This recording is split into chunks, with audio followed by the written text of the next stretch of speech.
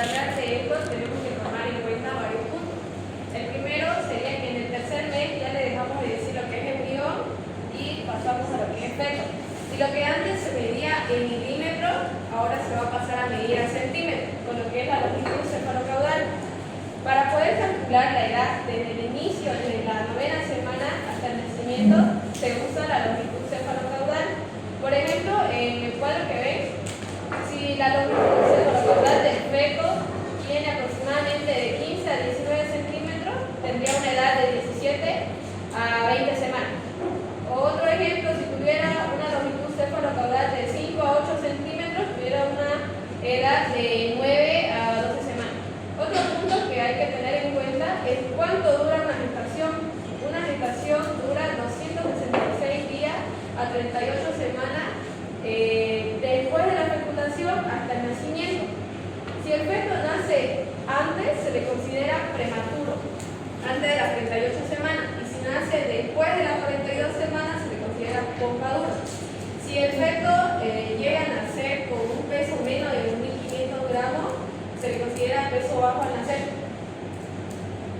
Ahora, para hablar sobre los cambios mensuales, tenemos que tener muy en cuenta el cuadro que les había mostrado en el anterior, que es la longitud cefalocaudal. ¿Por qué? Porque en el tercer mes la mitad del crecimiento le va a corresponder a lo que es la cabecita. Es por eso que en la imagen podemos apreciar un crecimiento desproporcionado. En el tercer mes van a haber ciertos eventos, como se puede ver y apreciar en la imagen. Ya tenemos un aspecto más urbano, los ojos ya están en la región ventral, también los pabellones auriculares ya se encuentran en ambos lados. También se le puede ver lo que es el desarrollo de sus genitales externos, que ya se le puede determinar a través de un ultrasonido. En este caso estaríamos hablando de un varoncito. También se le puede ver lo que es la hernia umbilical, que es fisiológica, ya que las asas intestinales, al ver una cavidad, se van, una cavidad pequeña, se van ahí, pero retornan en la semana 12. En el cuarto y quinto mes, semana 16 y 20, el feto se elonga, ¿ya? Y gracias al líquido amniótico, ya la mamá puede sentir los movimientos, las pataditas que le dicen, ¿no? Al final del quinto mes ya tiene lo que son las cejitas, los pelos ya son más visibles. La madre puede percibir los movimientos gracias a que el feto se elonga y, como le dije, al líquido amniótico. En el sexto mes, la piel tiene una tonalidad más rojiza, un aspecto más arrugado, y esto es por la carencia de tejido conectivo. Y también ocurren estos eventos: aparición de las papilas gustativas, la deducción, movimiento respiratorio, movimiento de succión, percepción de algunos sonidos y ojos sensibles a la luz. Y entre el sexto mes y medio y el séptimo mes, la longitud cefalocaudal es de 25 centímetros y cerca de los 110 gramos peso. Además ya de lo mencionado igual. Ya, al noveno mes, la piel está cubierta de una sustancia lipídica blanquecina, que esta vendría a llamarse amniótica gaseosa, que está secretada por las glándulas sebáceas y va a tener una longitud cefalocaudal de 36 centímetros y un peso alrededor de los 3.000 a 3.400 gramos. Y como se puede ver en la imagen, ya tiene sus características sexuales bien definidas, y como le dije hace un momento, estamos hablando de un varoncito.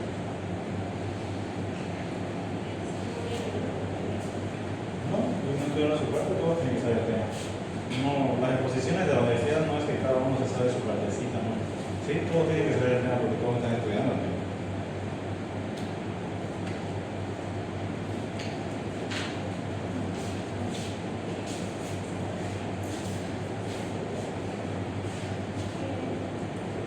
Buenas noches, mi nombre es Caí y les voy a hablar sobre la circulación placental.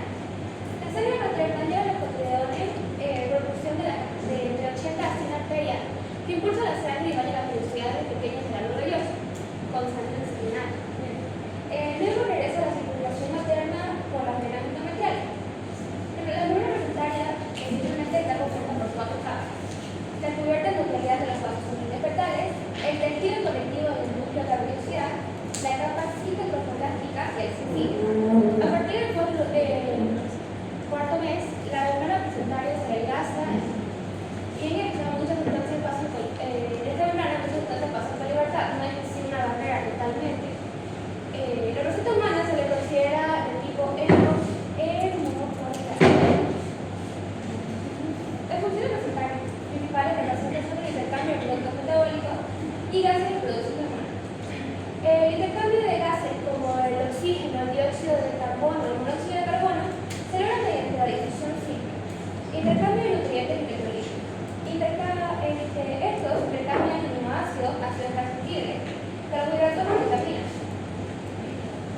Esta transferencia se va aumentando a medida que avanza el embarazo. Transferencia del cuerpo materno. Comienza en una fase tardía del primer trimestre y corresponde en su totalidad a la hemoglobina G materna, que comienza a referirse al feto alrededor de la semana 14. Finalmente produciendo. El final del cuarto mes, la placenta sintetiza progesterona. El citocromato durante los primeros 2 meses produce la hormona crónica, la hormona crónica humana, y además la placenta produce hormonas estrogénicas y también la somatostatina. Amniotipo autónomo militar. La línea oval que define al amnio, al reflejarse sobre el cuerpo binario constituye el anillo umbilical primitivo. Está el pedículo de fijación, el pedículo uterino y el conducto que conecta la arteria intraembrionaria con la embrionaria pasa por el anillo. Luego, la cavidad amniótica crece, el amnio comienza a envolver los pedículos dando origen al cordón umbilical primitivo. Cabe recalcar que la cavidad amniótica del amnio crece a expensas de la cavidad coriónica. Casi al final del tercer mes, cuando la anastolia y el conducto vitelino también se liberan, lo único que se conserva son los vasos circundados de la espina de guardia. Bueno, continuando con la exposición, vamos a mencionar lo que son los cambios placenales al final del embarazo. Vamos a mencionar los más importantes, dentro de los cuales está un incremento del tejido fibroso dentro de las vellosidades, un engrosamiento de los capilares basales, de las membranas basales de los capilares fetales, un taponamiento o engrosamiento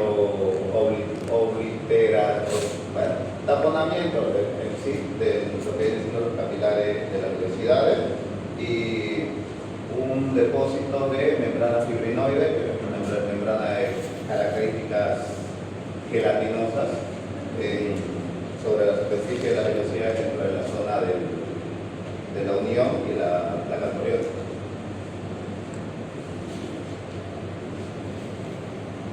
El líquido amniótico está formado por células amnióticas, pero en mayoría por la madre, este líquido va incrementando a medida va aumentando lo que son las semanas. Entre las primeras 10 semanas son 30 mililitros más o menos, alrededor de las 20 semanas simplemente casi al 150% llega a tener unos 400 mililitros y alrededor de las semanas 37 es como si se duplicase, llegando a 800 y 1000 mililitros, los cuales se cambian cada 3 horas. Mencionar también que a partir del quinto mes el embrión deglute el mismo líquido y también a partir del quinto mes que sus resoluciones se mezclan con el líquido. Ahora, ¿qué impide que haya un cierto tipo de intoxicación en las cuerpos? Es la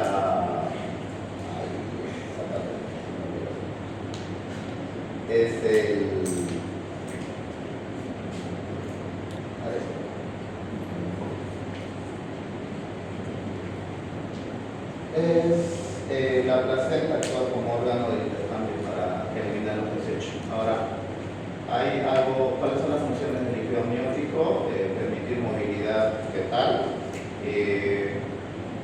evitar movimientos bruscos, o sea que los movimientos bruscos afectan a lo que es el feto, y impide la adhesión, mejor dicho, del embrión hacia el lácteos. Bueno, luego dentro de lo que son las correlaciones clínicas tenemos un humo falso, que bueno, son, como se ve acá, son ácidos aglutinados en cordón umbilical. Hay que tener en cuenta los humos falsos, pero también los verdaderos, que son los más peligrosos. La arteria umbilical única, que genera un efecto a posteriori en el feto, que un 20% más o menos sufre de problemas cardíacos. Y las bridas amnióticas, que de momento su origen es desconocido, que cuando hay una ruptura dentro del amnia genera ciertas cercenaciones, como se ve en la foto, dentro de lo que son el embrión. Luego, en esta parte de las correlaciones clínicas nos referimos específicamente a lo que viene siendo el líquido amniótico, tanto la escasez como el exceso del mismo. Siendo la escasez el oligohidramnios, genera problemas. Bueno, esta correlación se da cuando el líquido amniótico alcanza, no llega a entre 800 y 1000 mililitros, sino a la mitad, los 400 mililitros. Por el contrario, el polihidramnio es lo opuesto, que casi se duplica, entre 1500 y 2000 mililitros de líquido amniótico, que genera el polihidramnio, genera problemas puede generar problemas de encefalia y problemas intestinales, si no me equivoco. Y el oligohidramnios es poco frecuente por la que genera agenesia renal. Luego la rotura prematura de membrana en el embarazo, esto tiene un factor de riesgo. Se menciona que hay un factor de riesgo específicamente lo que es la raza negra y aquellas personas que tienen problemas de alcoholismo o otras sustancias. Luego dentro de los gemelos, tenemos que mencionar que existen dos que son disigóticos o fraternos o monocigóticos o idénticos. Cada uno de ellos se menciona, no de manera muy específica en el libro, cuál es la característica, sí, pero lo que no se menciona es el por qué se dan. Se dice que los gemelos disigóticos se incrementan a medida aumenta la edad de la mujer, pero es muy corto lo que menciona y es más que todo por los procesos por los que pasa la inseminación artificial, en la cual se generan estos gemelos. No es exacta la inseminación. Muchas veces se generan unos gemelos, no tienen en la fecundación se generan varios, no solo gemelos.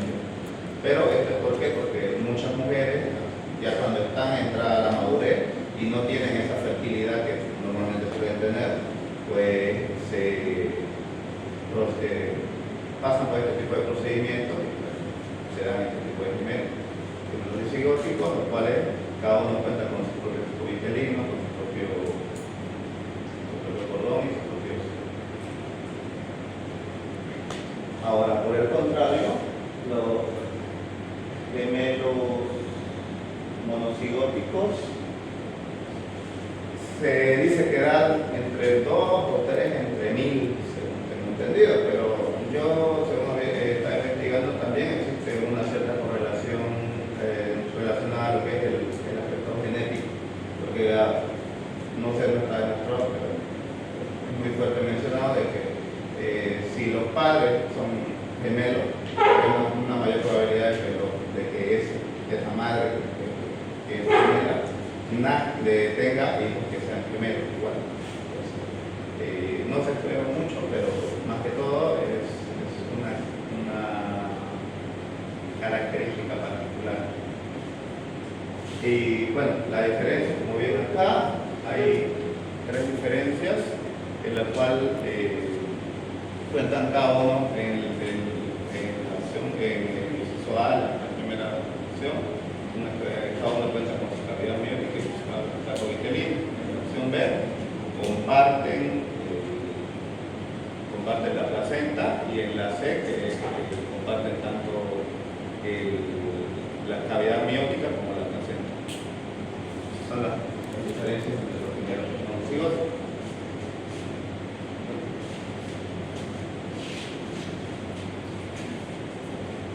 Continuando y culminando la exposición, voy a hablar sobre las últimas correlaciones clínicas, que son las anomalías relacionadas con los gemelos. Si bien los embarazos gemelares son embarazos con una alta incidencia de mortalidad y de morbilidad perinatal, que es básicamente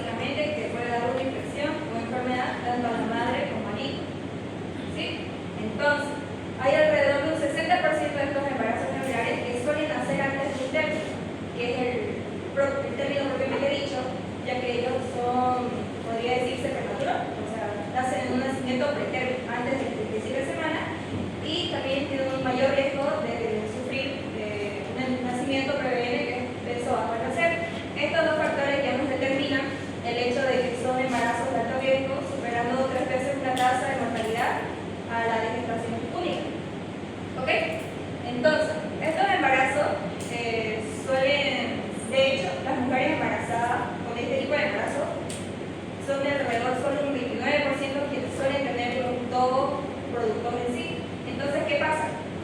Al principio del primer trimestre y comenzando el segundo trimestre, se suele dar algo llamado gemelo evanescente, que básicamente nos quiere decir que es el feto muerto. ¿Y por qué será? Por dos razones. Cabe decir que antes que mencione las dos causas, es muy importante el tiempo de gestación, ya que hay uno que se denomina resorción y el otro que es fetopapilación. Entonces, ¿qué?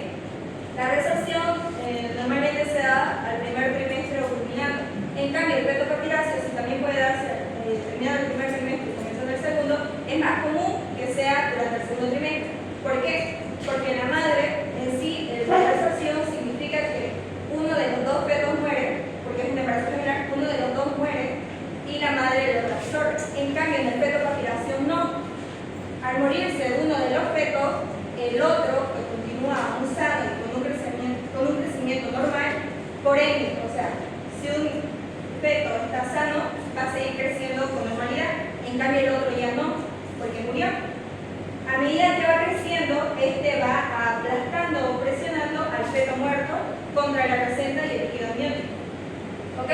De hecho, de ahí viene el nombre, fetopapilacio, porque queda básicamente como una lámina pegada para ese papel papilacio. Simple.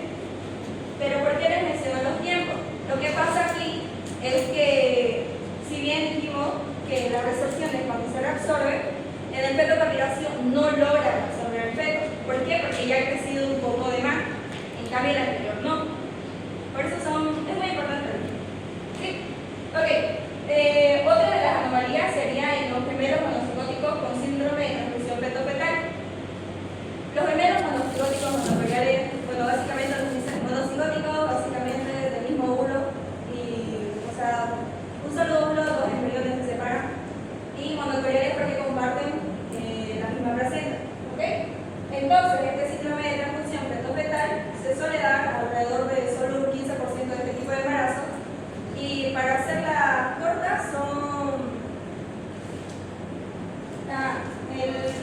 durante el embarazo se suele dar las anastomosis vasculares placentarias, que es básicamente una distribución equilibrada de lo que es el flujo sanguíneo. Pero ¿qué pasa en este síndrome? Lo que pasa es que un feto recibe más que el otro. Imagínense dos plantas quienes reciben agua por medio de un tubo. Esta agua se dispersa para cada feto. En cambio, hay un trazo de agua, por así decirlo, quien se lleva un poquito más para el suyo. ¿Qué pasa? Una planta recibe más agua que la otra. Y pues bueno, ¿qué pasa si algo recibe más y algo recibe menos? La que recibe menos, obviamente, se va a secar, va a morir. En cambio, la que recibe más va a tener un exceso y se va a pudrir. Es el mismo caso con el síndrome de transfusión feto-fetal. Uno de los fetos recibe tan poco que queda desnutrido y no tiene un crecimiento normal. En cambio, el otro feto recibe tanto que no puede procesarlo por sí. Tiene problemas cardíacos y su sistema nervioso. ¿Ok? Y hay alrededor de un 50 a 70% de posibilidad de que ambos fetos mueran por ese desequilibrio. ¿Sí? Entonces, en la separación de los gemelos parcialmente pueden andar. Hay casos en los que se sobrepasa el tiempo de la separación durante la separación del embrión y estos pueden quedar unidos. Tal es el caso como de los gemelos Chan y En, quienes eran gemelos que estaban unidos por medio del tórax y hicieron exhibiciones. Viajaron a Inglaterra, luego a Estados Unidos, o sea, como alrededor de 1850, y luego se asentaron en Carolina del Norte, quienes tuvieron una vida plena, trabajaban en el campo y tuvieron 21 hijos con sus dos esposas, o sea, vivieron bien, ¿no? Ok. Entonces, los genes, hay algo que también suele influir, que es el gen negociador, que es básicamente un gen regulador que codifica proteínas de factores de transcripción, quienes afectan en las primeras semanas del desarrollo del embrión durante la gestación. ¿Sí? Claro. Si bien ya mencionamos el tipo de gemelo, también hay gemelos que no necesariamente deben de ser igual. Por ejemplo, los monocigóticos son básicamente, como mis compañeros